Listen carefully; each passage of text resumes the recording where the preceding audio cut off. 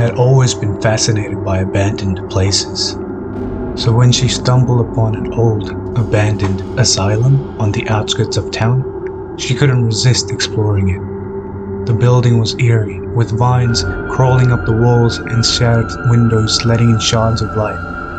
As Emma stepped inside, she felt a chill run down her spine. The air was thick with dust and the musty smell of decay.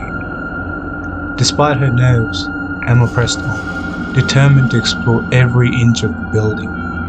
She walked down long, dark hallways, peering into empty rooms and listening for any sign of life. But the longer she explored, the more she felt like she was being watched.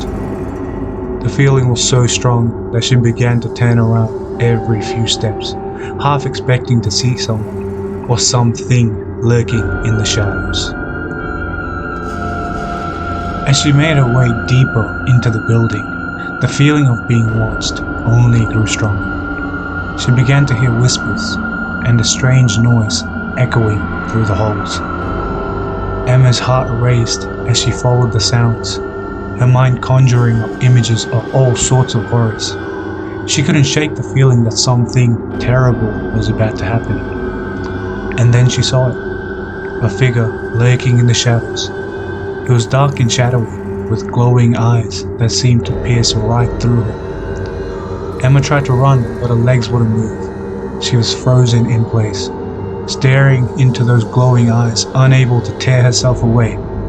The figure stepped closer, and Emma could see it was not human. It was something dark and twisted, a creature born of the shadows.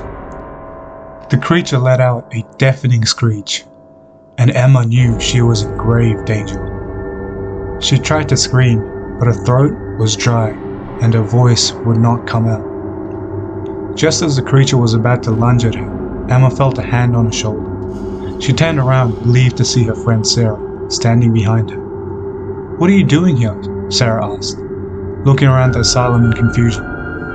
Emma shook her head, unable to find her voice. She had been so terrified that she couldn't speak.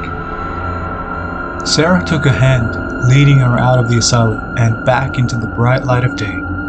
As they walked away, Emma couldn't shake the feeling that they were being watched. She turned around, half expecting to see the creature chasing after them, but there was nothing there.